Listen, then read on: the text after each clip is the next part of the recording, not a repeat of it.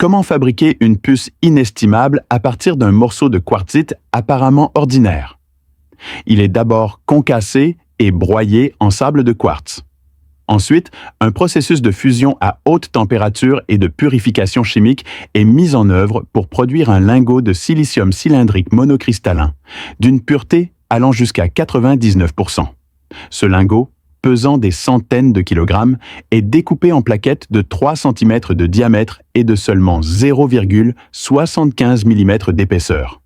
La surface est polie avec une précision de 0,1 nanomètre et le numéro de série de production est gravé au dos, ainsi qu'une minuscule encoche d'alignement pour faciliter le routage des équipements suivants. La fabrication d'une seule puce de processeur nécessite généralement des centaines de machines travaillant ensemble sur des milliers de processus. La propreté de l'atelier de fabrication est comparable à celle d'une salle d'opération. Même un grain de poussière, invisible à l'œil nu, peut court-circuiter l'un des milliards de transistors. Cependant, les puces parfaites sont extrêmement rares. Par conséquent, chaque plaquette est soumise à un processus d'inspection à maille d'or, les zones défectueuses étant marquées et classées en fonction de leur nombre. Les zones présentant le moins de défauts sont utilisées dans le processeur i9 haut de gamme, suivi des séries i7 et i5. Les composants présentant le moins de défauts sont utilisés dans le processeur i9 haut de gamme, suivi des séries i7 et i5. Les composants présentant le moins de défauts sont utilisés dans le processeur i9 haut de gamme, suivi des séries i7 et i5. Les composants présentant le moins de défauts sont utilisés dans le processeur i9 haut de gamme, suivi des séries i7 et i5. Les composants présentant le moins de défauts sont utilisés dans le processeur i9 haut de gamme, suivi des séries i7 et i5.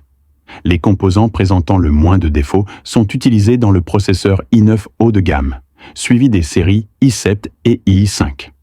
Les composants présentant le moins de défauts sont utilisés dans le processeur i9 haut de gamme, suivi des séries i7 et i5. Les composants présentant le moins de défauts sont utilisés dans le processeur i9 haut de gamme, suivi des séries i7 et i5. Les composants présentant le moins de défauts sont utilisés dans le processeur i9 haut de gamme, suivi des séries i7 et i5. Les composants présentant le moins de défauts sont utilisés dans le processeur i9 haut de gamme, suivi des séries i7 et i5.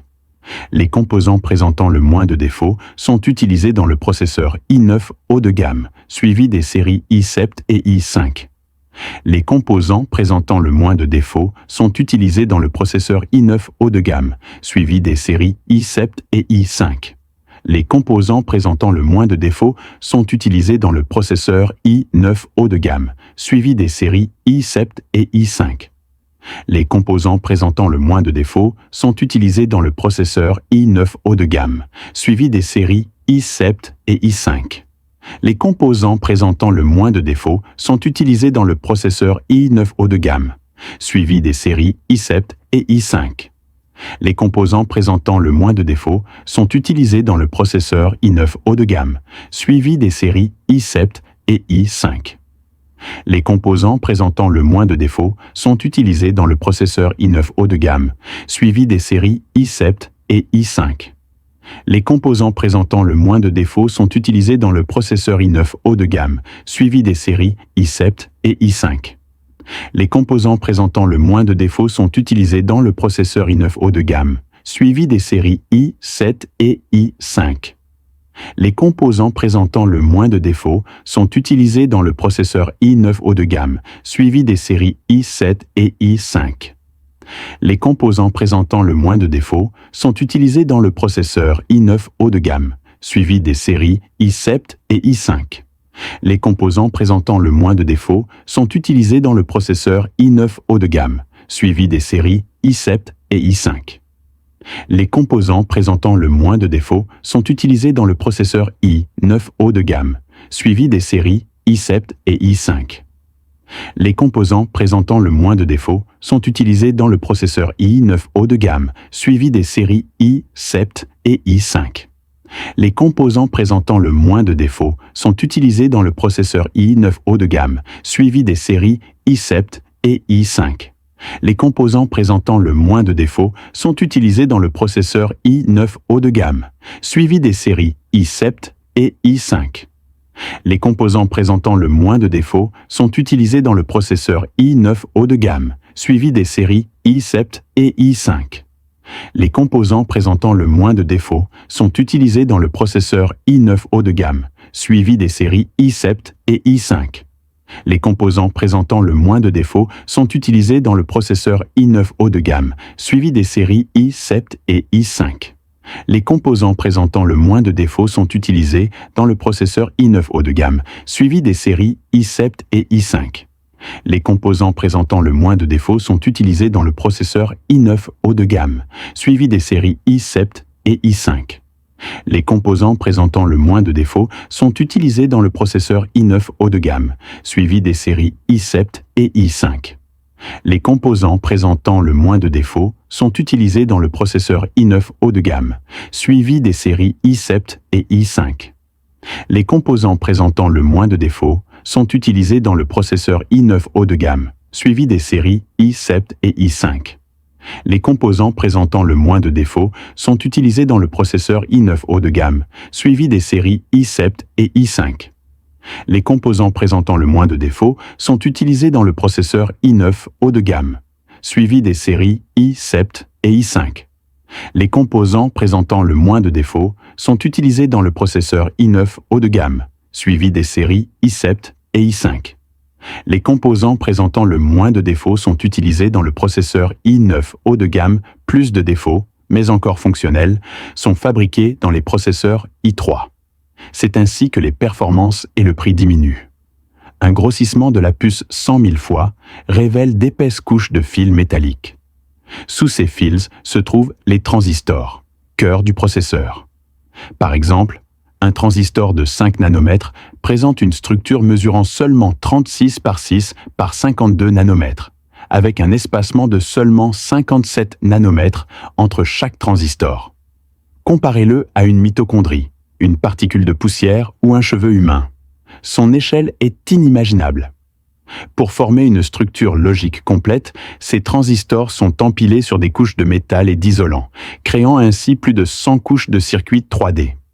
Ces couches contiennent des milliards de transistors, chacun parfaitement interconnecté, donnant à la puce entière l'allure d'un gratte-ciel miniature.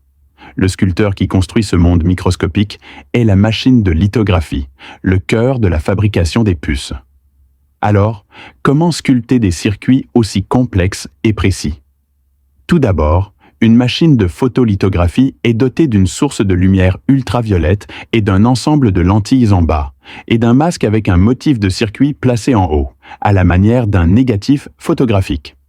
Les ingénieurs impriment ensuite les schémas précis des circuits, chaque couche de la structure du transistor sur le masque. Ces circuits ont moins d'un dixième de l'épaisseur d'un cheveu humain. Plus les circuits sont fins, plus les transistors peuvent être petits. Autrement dit, plus le nombre de transistors sur la puce est élevé, plus celle-ci est puissante. Cependant, à mesure que les circuits de la puce rétrécissent, des longueurs d'onde lumineuses plus courtes sont nécessaires pour garantir la netteté des contours des circuits imprimés. Cette lumière n'existant pas naturellement, elle doit être fabriquée. Pour résoudre ce problème, les ingénieurs ont d'abord décidé de tirer un faisceau laser 15 fois plus puissant que celui utilisé pour découper le métal dans une chambre à vide. Des gouttelettes d'étain fondu sont ensuite déposées dans la chambre. Au contact du laser, elles se vaporisent instantanément et se transforment en plasma, émettant ainsi une lumière ultraviolette à très courte longueur d'onde, EEV. Cette lumière est collectée et réfléchie par la plaquette, formant ainsi les circuits de la puce. Positionner précisément le faisceau lumineux sur la plaquette est extrêmement difficile, comme un astronaute tirant un laser depuis la Lune pour le viser sur un doigt sur Terre. De plus, le rayonnement ultraviolet extrême étant facilement absorbé, des miroirs en matériau spécial sont nécessaires et l'intérieur de la machine de lithographie doit être exempt de vide. Cela complique la fabrication de machines de lithographie avancées. Pour graver des circuits plus fins, une couche de résine photosensible est d'abord appliquée à la surface de la plaquette de silicium. Cette couche est ensuite cuite pour évaporer les impuretés avant d'être introduite dans la machine de lithographie. Ensuite, une intense lumière ultraviolette est projetée sur la plaquette à travers un photomasque et une lentille, provoquant le décollement automatique de la résine photosensible affectée. Les lignes du photomasque bloquent le rayonnement ultraviolet intense, maintenant la résine photosensible aux emplacements correspondants sur la plaquette. Le motif du photomasque est ensuite transféré sur la plaquette. Ce processus est répété, produisant 230 motifs sur la plaquette.